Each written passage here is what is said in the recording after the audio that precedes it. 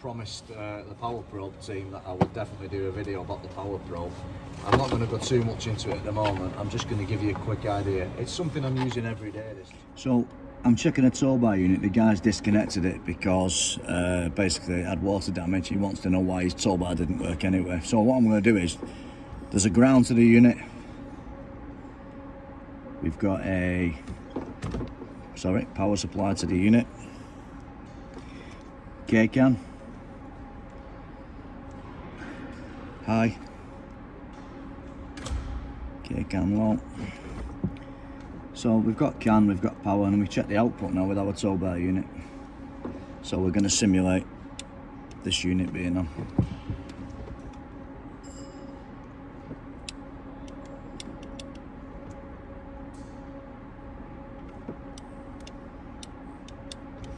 So I'm just checking the lighting signal now. Indicator.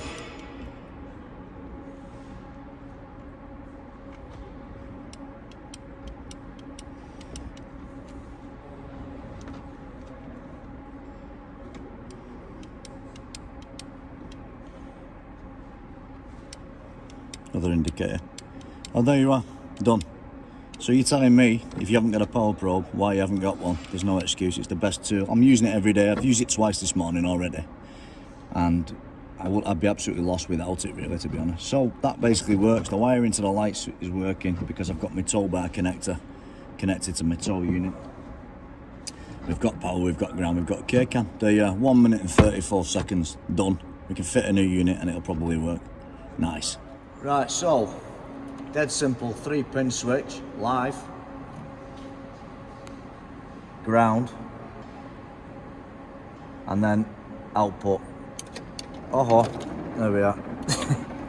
So basically, that's the fault. It's got water ingress in the switch. It's basically just corroded there.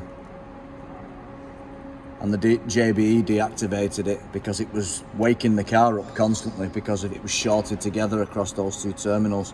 So it's actually, if you think about it, that's the ground and that's the switched ground. They're just constantly shorting and twittering constantly like this. So it deactivated it, but it was moaning about the outside handle, but it's on the same line, as the same switch line. So yeah, new switch and new connectors probably, I'm guessing, and it should be right.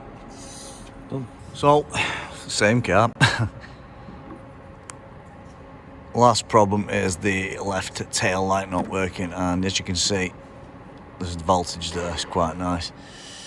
So it's an LED system, and it's always handy and worth, if you're new to fault finding, just compare the other side, especially if you don't have a wiring diagram. 11 volts, ground. And if you really want to make sure, what you can do, if you want, is just pull the plug out there. So basically, excuse me, dusty today. God almighty, awful. I won't edit that out because it's all part of the fun, isn't it? Well, basically, you know for a fact that if you've got 12 volt on the ground, it can only be a problem inside the circuit board. So we're not going to waste our time. We're just going to basically fit a lamp unit to it. So that's the third job done today, and the last one now is the lane warning assistant. So it's quite interesting always with stuff like this is to understand how they work. So inside these push buttons here, you have rubber that actually conducts electricity. And you can test that. It's not really the best. It does conduct electricity. Another one, this is a better version, I think. Not as dirty. So that conducts electricity, does that? And obviously, its job, pretty much, I'll just zoom in a bit, is to bridge those two terminals together. To bridge those together. So there'll be a ground feed, which is this here,